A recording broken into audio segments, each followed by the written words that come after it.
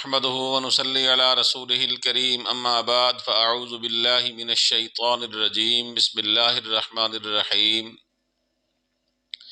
محترم سامعین، السلام علیکم ورحمۃ اللہ وبرکاتہ۔ آسان روحانی و قرآنی وظائف کے ساتھ بندہ ناچیز قاری محمد رمضان اپنے YouTube channel Islamic world HR سے حاضر ہوں۔ محترم سامعین، آج کا جو ہمارا وظیفہ ہے وہ ہے قرض سے خلاصی کا لاجواب وظیفہ، یعنی قرض سے خلاصی کا نہایت ہی مجرب عمل آپ کو بتا دینا مقصود ہے کہ حضور صلی اللہ علیہ وسلم نے ارشاد فرمایا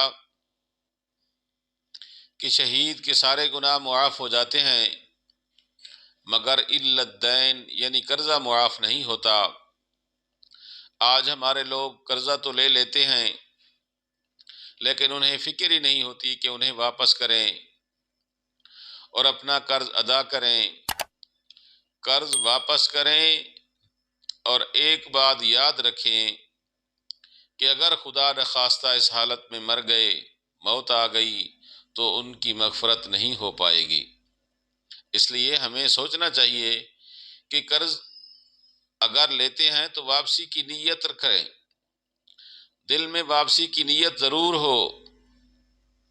ہمارے پیارے نبی کریم صلی اللہ علیہ وسلم کا جب انتقال ہوا تو آپ صلی اللہ علیہ وسلم کے گھر میں باقاعدہ طور پر دیا جلانے کا تیل بھی نہیں تھا، لیکن آپ صلی اللہ علیہ وسلم نے اپنی زرہ مبارک ایک یہودی کے پاس رکھوا کر قرض لیا ہوا تھا۔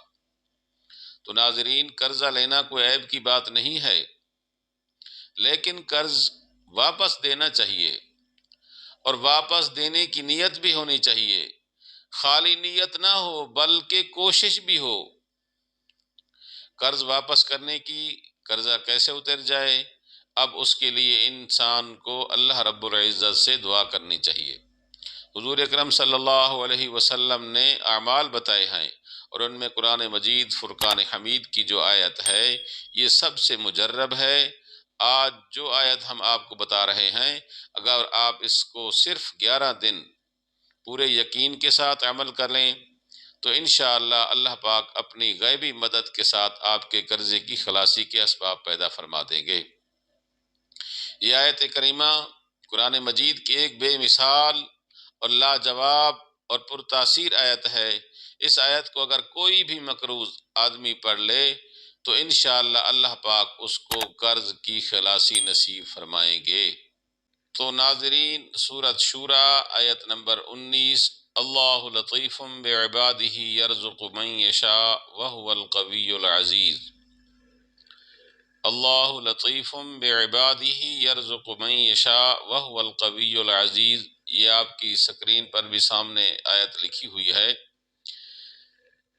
یہ آیت اب آپ نے 70 بار پڑھنی ہے، اول آخر 3 مرتبہ درود شریف، درمیان میں 70 بار آپ نے یہ آیت پڑھنی ہے، یعنی 3 بار پہلے درود شریف پڑھ لیں، اس کے بعد پھر 70 دفعہ یہ دعا پڑھیں، آیت مبارکہ پڑھیں، اس کے بعد پھر 3 دفعہ درود شریف پڑھیں۔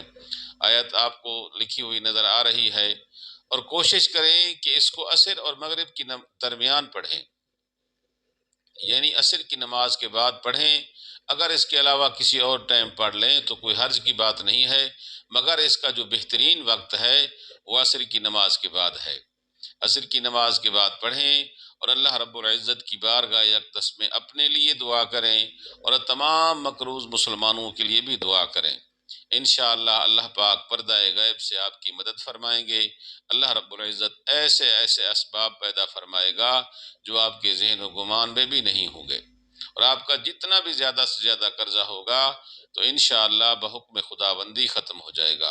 اور یہ عمل آپ نے 11 دن تک کرنا ہے۔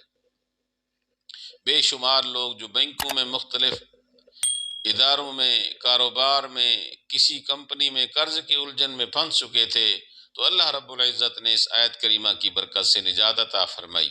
چونکہ انسان جب نیت کرتا ہے میں نے قرضہ دینا ہے، پھر اس کی ادائیگی کے لیے دعائیں کرتا ہے، مگر آج کل تو معاملہ اس کے برعکس ہے۔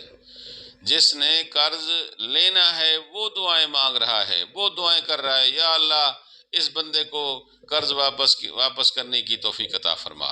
اور جس نے قرضہ دینا ہوتا ہے اسے تو خوف بھی نہیں ہوتا، کوئی فکر بھی نہیں ہوتی۔ تو ایک بات یاد رکھیں، جو بندہ مقروض ہے، تنگ دست ہے، جب وہ دل سے اللہ رب العزت کی بارگاہ اقدس میں دعا کرتا ہے تو اللہ رب العزت اس کی مدد اور معاونت ضرور فرماتے ہیں۔ اپنے غیبی خزانوں سے مقروض کو قرض سے خلاصی عطا فرماتے ہیں۔ اللہ رب العزت سے دعا ہے کہ اللہ رب العزت تمام قرض داروں کو قرض سے نجات عطا فرمائیں۔ وآخر دعوانا ان الحمد للہ رب العالمین۔